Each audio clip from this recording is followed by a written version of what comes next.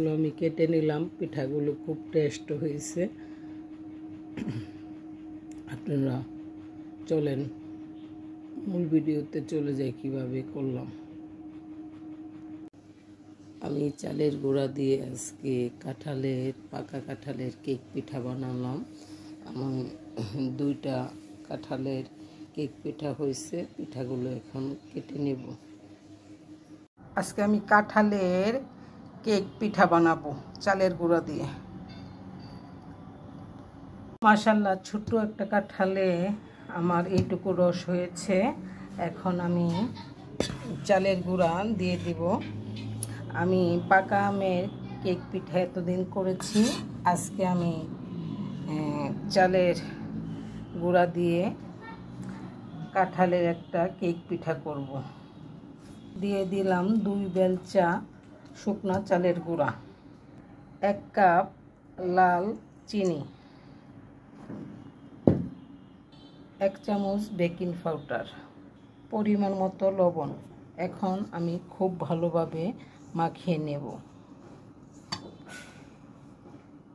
যেহেতু এটা কাঁঠালের রস, কাঁঠাল সাধারণত মিষ্টি থাকে, তার জন্যই আমি 1 কাপ চিনি দিছি। আর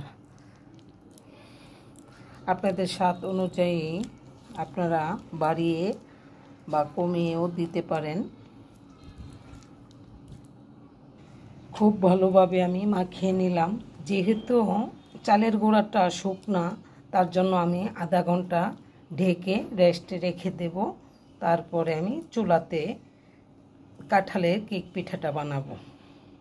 চলে আসলাম আধা ঘন্টা পর। এলাচ দারচিনি দিয়ে দিচ্ছি, আর আমি কিশমিশ দিয়ে দিচ্ছি কিছু। আর আমি যেটাতে দিব এটাতে আমি খুব ভালোভাবে তেল ব্রাশ করে নিছি।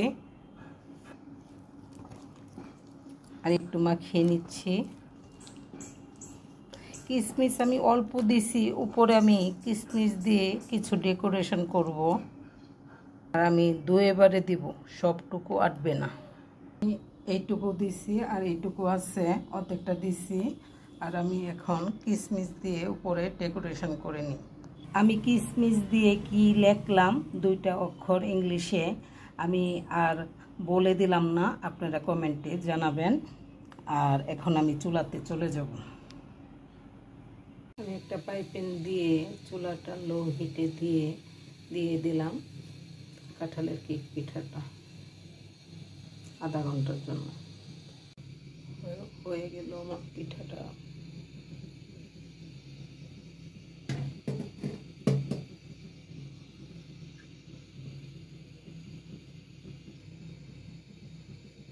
কেটে নিলাম, একটা পিঠা কাটছি, সেই স্বাদ হয়েছে। হয়তো পিঠাটা বেশি একটা ফুলে নাই, কিন্তু মেরা পিঠার মতোই লাগছে, কিন্তু মিষ্টি বা সব ফ্লেভার পারফেক্ট হয়েছে। কাঁঠালের যে একটা ফ্লেভার, খুবই টেস্ট লাগছে। আর আমি অলরেডি পিঠাগুলো খাচ্ছি। আপনারা ভালো লাগলে লাইক কমেন্ট করবেন, আর যদি কোনো ভুল ত্রুটি হয় কমেন্টে জানাবেন। ধন্যবাদ।